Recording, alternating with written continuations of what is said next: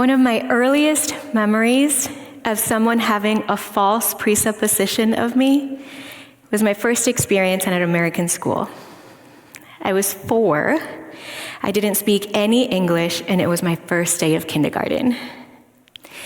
And as I got to my kindergarten classroom, my teacher had assumptions about why I wasn't able to answer her questions or follow directions. Part of her presupposition was that I had an inability to hear or hearing impairment. I drew this conclusion because as she was talking to me, she kept getting louder and louder and closer to me.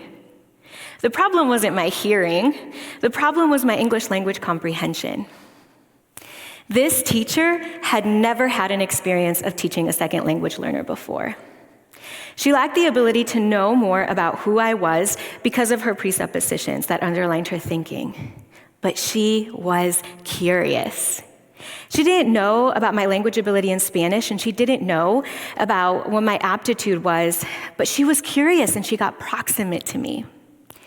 And so when my parents started taking English classes at night, she volunteered to babysit my sister and I. And as she got proximate to me, she learned more about me. She was formative in my elementary years. She was the first person to introduce me to things like peanut butter and applesauce. But the relationship was mutual and reciprocal. I taught her about my culture, and my parents added to her culinary palate. Author Joel Sedekase defines presuppositions as our underlying assumptions or beliefs about something. They're like joists that hold up a floor, but we rarely think about them. What if our presuppositions carry biases that prohibit us from seeing individuals who are not like us? Imagine a college student who comes from an affluent background and they have had access to academic rigor and they have familial support and resources.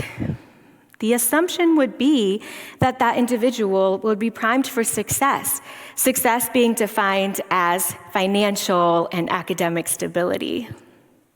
Along the same line, the same might be true thinking of someone who comes from low socioeconomic backgrounds. We may make assumptions about that individual's future success based on their access and based on their backgrounds. And so we could be limiting that person's future success or potential. And some of this, all of this, may be unaware that we're doing so because, as we've established, presuppositions are our underlying beliefs that rarely go examined. And so as we think about the ways that college students and K through 12 education systems impact the ways in which we assume things about individuals, let's talk about who those people are in our communities. In 1990, when my parents first immigrated to the United States, the US Hispanic population was 9%. Today, that population is at 19%. And notably, nearly half of the millennial generation, that's people around my age, are people of color, nearly half. So in our current makeup of the United States, we are seeing that our communities are changing ethnically and culturally at unprecedented rates. And the prediction is that by 2050, the United States will be minority white. And now, I know I'm not white, but I hope that does not cause fear in us. What does that stir up in us as we think about that? There are presuppositions that hinder how we see people of color and their ability to thrive. Here are some ways that happens. Presuppositions limit how people of color are equipped. And part of the definition of what equipping means is providing someone with the necessary skills and tool sets in order to be successful in their future life. And if we think about our current educational systems, some of them may not have the resources to equip students who may need support academically. Some of our education systems may be under-resourced in supporting students who are facing daily discrimination, prejudice, and systemic racism. And the impacts are high of what that does to a student. People of color are not seeing themselves represented in higher education settings. And the presupposition could be that they lack motivation or drive, but perhaps they lack equipping. Number 2, presuppositions limit how people of color are empowered. Dr. Gutierrez from the University of Michigan defines empowerment as giving an individual personal, interpersonal, or even political agency to act on their life. And so as we think about that, we see that people of color receive less mentoring naturally from the people around them, their parents, their peers, their professors, their teachers. They lack that ability to be empowered to see themselves in high-ranking positions or see themselves pursuing higher education. And number 3, presuppositions limit how people of color are emboldened. America's history of racism has taught people of color to be silent, that their voices need to be minimized, particularly in white spaces. People who come from different countries around the world coming to America, immigrants, particularly undocumented immigrants, have been conditioned to be content within their spaces, within their areas that they occupy, whether it's work, whether it's in school. And even if they are facing discrimination or injustices, sometimes there's a lack of awareness of their basic human rights. I've seen this firsthand. It's part of my story. So if we think about that, our presupposition could be that individuals who migrate to the United States just need any opportunity, and they're content with staying there because they're such hard workers. So they're okay staying in entry-level positions. But what if they lack emboldenment in order to see themselves and pursue something different? Not so long ago, I was a high school student, maybe a little while ago. I was a high school student. And I remember going to the newly posted list on the cafeteria wall of students who had made the honor roll. And as I was searching the list, 2 upperclassmen were coming up behind me. And I saw one of them, and I had a flashback of the day before when I was working at the local diner. And I was working there, and I was talking to a friend who went to a different school. And this peer walks up, and my friend said, "Yeah, you're so smart," something like that. And this peer said, "What? Wait, her?" Looking me up and down. And I carried that memory with me into that moment back in the cafeteria when I was looking through the list, and I just wanted to hide because I was embarrassed. What if I hadn't made the honor roll? What if she was right? And so I kept searching quickly, and there it was, Martha Perez. I'd made the honor roll. And it was something where I had conflicting feelings. Should I turn around and say a childish, "Ha, see, I told you so. I'm not as dumb as you think I am." But instead, I just walked away, proud and yet still feeling so little. And that memory has stayed with me, and I haven't shared that story with many, but it has stayed with me, and it carries scars. There were some presuppositions that student had about me, and I wonder why. What had she heard about me before, whether it was news sources, media sources, rhetoric from home? Because the thing that I haven't told you yet is that I was one of very few Latinas in my school. You could point us out. We stuck out, the very few of us in high school. And so what was her biases, her presuppositions? What did she carry with her that prohibited her from seeing me in my full self, and instead of just a statistic, perhaps?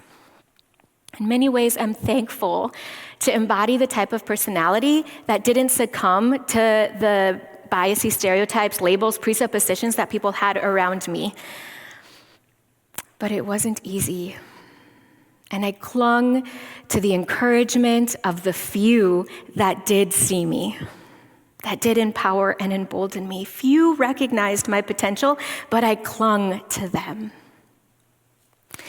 The 2018 Strata Gallup survey finds that 72% of students in college who are white receive mentorship, compared to only 47% of racial ethnic minorities. And as we think about that, we see that mentorship plays a pivotal role in college students' future success. There's levels of empowerment and emboldening. There's levels of self-efficacy in students that results from being poured into. Students from under-resourced communities may lack access to some of these mentorship opportunities. And research has found that high-quality mentorship models have been a key indicator in student self-efficacy and future levels of thriving. An essential element of these high-quality mentorship models is a culturally responsive practice. Some students may draw closer to people who look like them, but research shows that anyone can develop and cultivate highly responsive and highly culturally responsive and high-quality mentorship practices. Anyone can develop those skills and those abilities. And students of color particularly need these practices in order to be equipped. They need the following in order to make the most sense of their mentorship experience. They need to be understood at a racial and ethnic level. They need to be understood at the core of who they are. That means that the mentor needs to do their own work on their own racial identity development. Students of color need mutual and reciprocal levels of trust and respect with mentors, because those power dynamics can also have a negative impact on students if there isn't mutuality and respect with that. Students of color in their mentorship moments also need cross-cultural communication skills, because as we think about people coming from different backgrounds and different cultures and different communication styles and methods of needing empowerment, equipping, and emboldenment, we need to be able to provide those students with those necessary cross-cultural communication skills. And very importantly, students of color need environments that will support their belonging, their inclusivity, and their ability to thrive. They need to have a safe environment where they will feel equipped, empowered, and emboldened. I focus on the educational setting because these are formative years for individuals. The impact of mentors is invaluable at any age group and at any level. And yet there's something formative about the K-12 and higher education settings that will set up students for success so that later in life, they will have self-efficacy and they will have perseverance and determination and motivation. And let me tell you, the impacts are far-reaching and far-lasting. I remember in elementary when I struggled with fractions. And as I recall this painful memory, I remembered that as I went before my teacher who gave me the worksheet, and he told all of us, take this home and complete the assignment and come back the next day. And when I went home, my parents worked long hours and they didn't speak English and they didn't know how to help me. So I thought, okay, the next day I'll ask all of my questions. And I got to school the next day. And the teacher didn't allow me the opportunity to ask my questions. Instead, what happened is he said, anybody who hasn't completed their worksheet needs to go out into the hall. So instead of having the opportunity to be taught, I was banished to the hall of shame, and I missed out on that day's lesson, putting me further behind. That teacher wasn't curious. He wasn't proximate to me. He wasn't questioning why I didn't get my assignment done. I'm guessing some presuppositions from him was that I was lazy, I was incompetent, I was irresponsible. So as I carry the wounds of that story, I'm also reminded that in college, when I had the opportunity to take math, I was terrified. As I walked into this particular space, this particular college, I was terrified because I thought, I'm going to fail math. I had already created a mindset that I would fail. But then I entered statistics. And even though they're very different mathematical abilities, I thrived in statistics. So much so that I was at the top of my class and went on to go into advanced statistics. The difference? My professor. That individual saw potential in me, and her little bit of encouragement, her little bit of empowerment and seeing me and my potential propelled me to the top of my class, and I held on to that encouragement. So as I think about the differences with this, one had presuppositions and he didn't know how to break those, and one had emboldenment, encouragement, and empowerment, and she told me. She didn't hold on to what she thought about me. She told me. So as we think about all of the different ways that we can empower, equip, and encourage individuals, my question for us today is, what if we were the few? What if we were the few that didn't see people by their presuppositions, or the ways that our underlying thoughts are part of how our worldview helps us see individuals, that we see people, we see one another through the tainted lenses of what we carry, our beliefs, our cultural backgrounds, our worldviews. And it's uncomfortable. It's uncomfortable to get proximate because maybe we'll mess it up. Maybe we won't know something. Maybe it's scary. But what if we poured in to people who we don't typically pour into, the people who we don't typically see? What could be the lasting impact of that? Mentors are undeniably imperative for anyone at any age. But what if we focused on the educational setting during formative years for individuals? I believe all of this starts with the power of proximity. Mentors have the ability to empower, equip, and embolden the next generation of leaders. And if we're seeing that our communities are racially and ethnically being more and more diverse, then we need one another in order to be there for the people who need the most empowering and equipping. And they need to be seen, and they need to be encouraged, and they need to be able to pursue their dreams and their goals. And so I hope that we can walk away from this conversation with an invitation to challenge our presuppositions so that we may get proximate to one another and see the uniqueness in one another. Thank you.